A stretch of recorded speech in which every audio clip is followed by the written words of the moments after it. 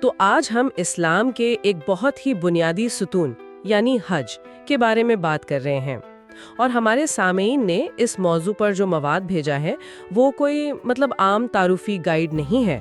اس میں کچھ بہت گہرے، چپتے ہوئے اور آپ کہہ لیں کہ چیلنجنگ سوالات اٹھائے گئے ہیں۔ ایک طرف تو حج کی روحانی عظمت ہے اور دوسری طرف جدید دور کے کچھ تلخ حقائق۔ ان کے بھیجے ہوئے مواد میں سب سے بڑا چیلنج تو رسومات کی نوعیت پر ہی کیا گیا ہے، یعنی ایک ایسا مذہب جو بت پرستی کی اتنی سختی سے مخالفت کرتا ہے، اس میں ایک پتھر کے کیوب کعبہ کے گرد گھومنا، یا ایک سیاہ پتھر حجر اسود کو چومنا، یا پھر شیطان کو کنکریاں مارنے جیسی جسمانی رسومات کیوں ہیں؟ یہ بظاہر ایک بہت بڑا تضاد لگتا ہے۔ تو چلیں ہمارے سامعین کی بھیجی ہوئی تحقیق کی روشنی میں ان پیچیدہ سوالات کی گتھیاں سلجھانے کی کوشش کرتے ہیں۔ جی، اور یہ واقعی سب سے بنیادی سوال ہے۔ اس کا جواب حج کے پورے فلسفے کو سمجھنے کے لیے بہت ضروری ہے۔ ذرائع میں جو نقطہ اٹھایا گیا ہے کہ یہ رسومات اسلام سے پہلے بھی موجود تھیں، وہ بالکل درست ہے، لیکن اسلامی علماء اس کا جواب اپنانے یعنی اڈاپشن سے نہیں بلکہ اصلاح یعنی ریکلیمیشن کے تصور سے دیتے ہیں۔ اچھا، یعنی ان رسومات کو ختم کرنے کے بجائے ان کا مطلب ہی بدل دیا گیا؟ بالکل۔ اسلامی عقیدے کے مطابق کعبہ کی بنیاد حضرت ابراہیم نے خالصتاً ایک اللہ کی عبادت کے لیے رکھی تھی۔ یہ توحید کا پہلا عالمی مرکز تھا۔ وقت کے ساتھ ساتھ لوگوں نے اسے بتوں سے بھر دیا اور اس کی اصل روح کو بھلا دیا۔ پیغمبر اسلام نے جب اسے فتح کیا تو سب سے پہلا کام اسے ان بتوں سے پاک کرنا تھا۔ لہٰذا یہ کسی مشرکانہ روایت کو اپنانا نہیں تھا، بلکہ ایک خالص توحیدی روایت کو اس کی اصل ابراہیمی شکل میں بحال کرنا تھا۔ اور ہمارے ذرائع میں ایک دلچسپ بات یہ بھی تھی کہ طواف کی رسم یعنی گھڑی کی سوئیوں کے مخالف سمت میں گردش وہ کائناتی حرکت کی عکاسی کرتی ہے، جیسے سیارے سورج کے گرد گھومتے ہیں یا الیکٹران ایٹم کے مرکزے کے گرد۔ تو اس میں ایک سائنسی اور روحانی ہم آہنگی کا تصور بھی شامل کیا گیا ہے کہ انسان بھی خود کو کائناتی نظام کا حصہ سمجھ کر ایک مرکز کے گرد گھوم رہا ہے۔ یہ ایک بہت خوبصورت تشریح ہے، اور اسی مرکز یعنی کعبے کی سب سے بڑی خاصیت یہ ہے کہ وہ اندر سے بالکل خالی ہے۔ اس میں کوئی تصویر نہیں، کوئی مجسمہ، کوئی بت نہیں۔ اس کا خالی پن ہی اس بات کی سب سے بڑی علامت ہے کہ خدا کسی ایک جگہ، شکل یا مادے میں قید نہیں ہے۔ کعبہ خدا کا گھر نہیں بلکہ خدا کی عبادت کا گھر ہے، ایک سمت، ایک قبلہ جو دنیا بھر کے مسلمانوں کے اتحاد اور نظم و ضبط کی علامت ہے۔ کعبہ کا خالی ہونا تو توحید کی ایک بہت طاقتور علامت ہے، لیکن پھر حجر اسود کو چومنے کا عمل سامنے آتا ہے جو بظاہر اسی توحید کے اصول سے ٹکراتا ہوا محسوس ہوتا ہے۔ ہمارے ذرائع اس تضاد کو کیسے حل کرتے ہیں؟ دیکھیں، اس کے لیے ذرائع میں اسلام کے دوسرے خلیفہ حضرت عمر ابن خطاب کے مشہور قول کا حوالہ دیا گیا ہے جو اس معاملے کی پوری طرح سے وضاحت کر دیتا ہے۔ انہوں نے حجر اسود کے سامنے کھڑے ہو کر فرمایا، بخدا میں جانتا ہوں کہ تو صرف ایک پتھر ہے جو نہ نفع دے سکتا ہے نہ نقصان۔ اگر میں نے اللہ کے رسول کو تجھے چومتے نہ دیکھا ہوتا تو میں تجھے کبھی نہ چومتا۔ یہ تو ایک طرح سے پورے عمل کے ساتھ ایک ڈسکلیمر لگا دیا گیا ہے کہ کہیں کوئی غلط فہمی نہ رہ جائے۔ بالکل، یہ قول اس بات کو یقینی بناتا ہے کہ کوئی شخص اس پتھر میں کسی بھی قسم کی مافوق الفطرت طاقت یا خدائی صفات کو منسوب نہ کرے۔ یہ عمل عبادت نہیں ہے بلکہ پیغمبر کی سنت کی پیروی اور اطاعت کا ایک علامتی اظہار ہے۔ یہ نظم و ضبط کا امتحان ہے کہ آپ ایک ایسی چیز کر رہے ہیں جس کی منطق شاید آپ کی سمجھ میں نہ آئے، لیکن آپ صرف اللہ کے حکم اور اس کے نبی کی پیروی میں کر رہے ہیں۔ اور اسی طرح شیطان کو کنکریاں مارنے کی رسم یعنی رمی کا بھی معاملہ ہے، یہ بھی تو ایک علامتی عملی ہے۔ جی، اور ذرائع میں اس کے لیے ایک بہت دلچسپ اصطلاح استعمال کی گئی ہے، سائیکو ڈراما۔ یہ شیطان کے ساتھ کوئی حقیقی لڑائی نہیں ہے، وہ کنکریاں کسی حقیقی شیطان کو نہیں لگ رہی۔ یعنی یہ صرف پتھر پھینکنے کا عمل نہیں بلکہ یہ ایک طرح کی تھیراپی ہے۔ آپ اپنے اندر کے شیطان، اپنے غصے، اپنی انا، اپنی کمزوریوں، اپنے لالچ کو ایک جسمانی شکل دے کر اسے علامتی طور پر ختم کر رہے ہیں۔ ہمارے مواد میں بھی اس بات پر زور دیا گیا تھا کہ یہ عمل حاجی کو ایک نفسیاتی کتھارسس یعنی اندرونی تزکیے کا موقع فراہم کرتا ہے۔ آپ نے بالکل صحیح کہا، یہ ایک داخلی روحانی کشمکش کو بیرونی عمل کے ذریعے ظاہر کرنے کا طریقہ ہے۔ آپ ایک عہد کرتے ہیں कि जिस तरह मैं इन कंकरियों को फेंक रहा हूं, इसी तरह अपनी जिंदगी से भी शैतानी वसवसों और बुराइयों को निकाल बाहर करूंगा। ये अलामती दुनिया तो बहुत गहरी और मानी खेज है, लेकिन जब हम हकीकी दुनिया की तरफ आते हैं तो कुछ बहुत मुश्किल सवालात पैदा होते हैं। हमारे ज़राए में 2015 के भगदड़ के हादसे का खास तौर पर जिक्र है, जिसमें सैकड़ों बल्कि कुछ रिपोर्ट्स के मुताबिक तो हजारों जानें ज़ाया हुई। सवाल ये उठता है कि अगर मक्का इतना मुकद्दस मकाम है, हरम यानी पनाहगाह है, तो वहाँ ऐसे सानेहात क्यों होते हैं? ये एक बहुत ही तकलीफदेह और अहम सवाल है। इसका जवाब इस्लामी इलाहियात के एक बुनियादी उसूल में पोशीदा है, जिसे सुन्नतुल्लाह कहते हैं, यानी अल्लाह का तरीका या फितरत के कानून।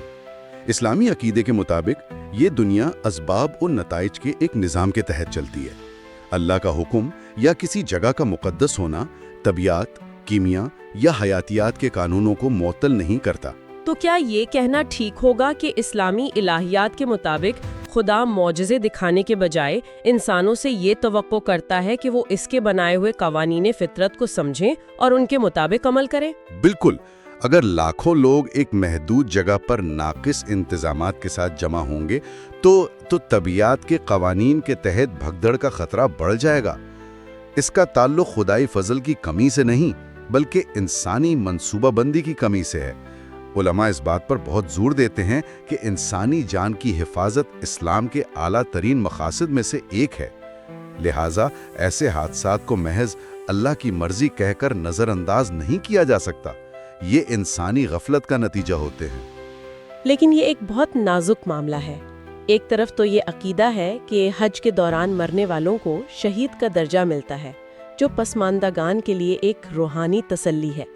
तो दूसरी तरफ ये जवाज नहीं बन सकता कि इंतज़ामिया अपनी जिम्मेदारी से गाफिल हो जाए।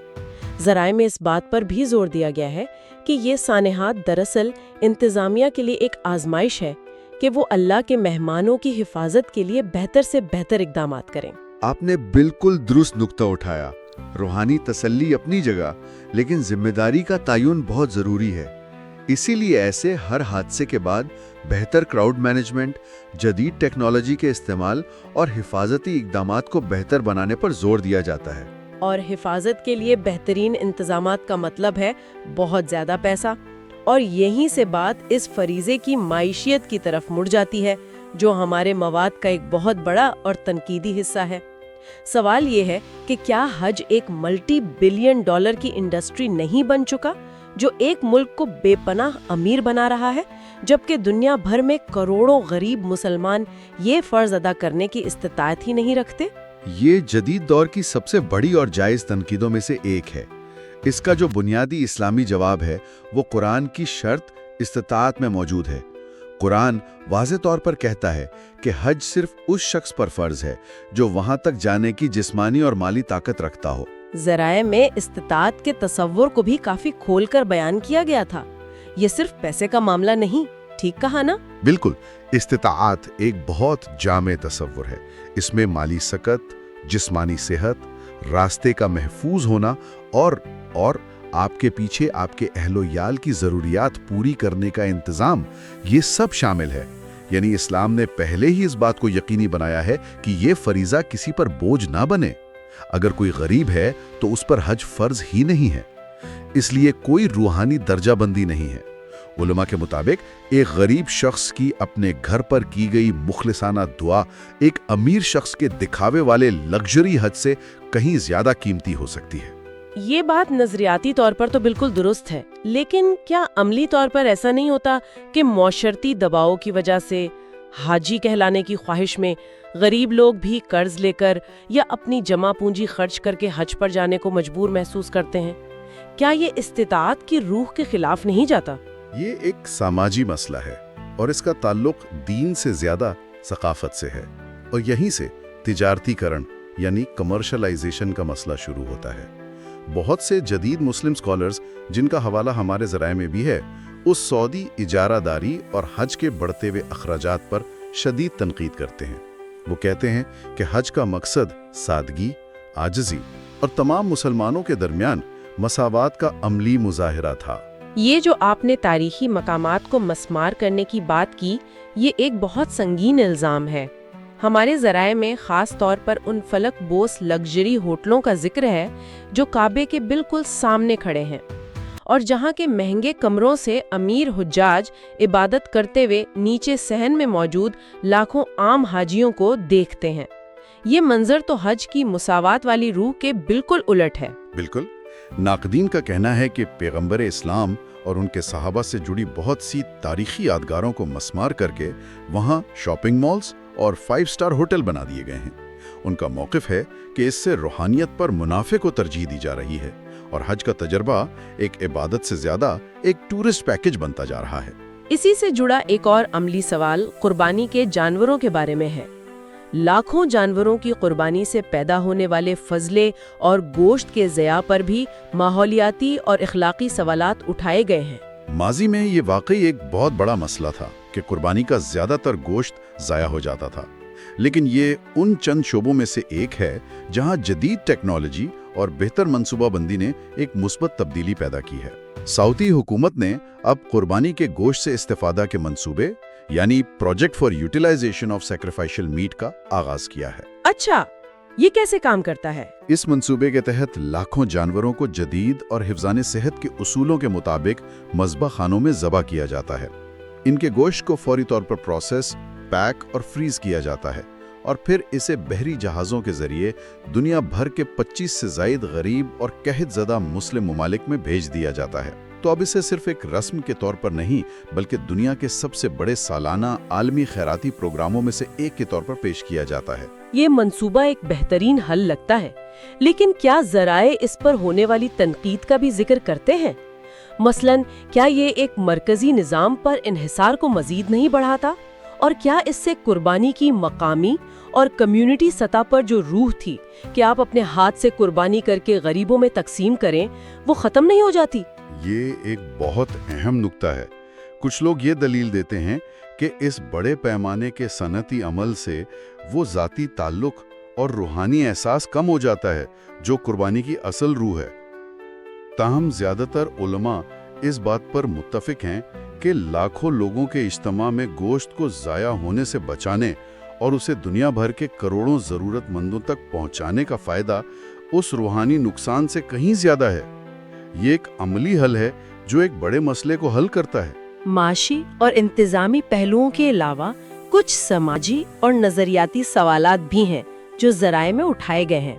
مثلاً مکہ اور مدینہ کے مقدس شہروں میں غیر مسلموں کے داخلے پر پابندی۔ اگر اسلام ایک آفاقی مذہب ہونے کا دعویٰ کرتا ہے تو یہ پابندی کیوں؟ کیا یہ امتیازی سلوک نہیں؟ اس پابندی کا دفاع حرم یعنی مقدس مقام کے تقدس اور خصوصیت کو برقرار رکھنے کی بنیاد پر کیا جاتا ہے۔ دلیل یہ دی جاتی ہے کہ یہ کوئی نسلی یا مذہبی برتری کی علامت نہیں بلکہ یہ ایک انتظامی اقدام ہے جس کا مقصد عبادت کے لیے ایک مخصوص اور پرسکون ماحول کو یقینی بنانا ہے۔ تو یہ ایکسکلوزیو کلب بنانے کے بجائے ایک اسپیشل پرپز زون بنانے جیسا ہے، جیسے کسی سائنسی لیبارٹری کے کلین روم میں صرف مخصوص لباس اور تربیت والے لوگوں کو ہی جانے کی اجازت ہوتی ہے تاکہ تحقیق کا ماحول خراب نہ ہو۔ آپ کی یہ مثال بہت دلچسپ ہے۔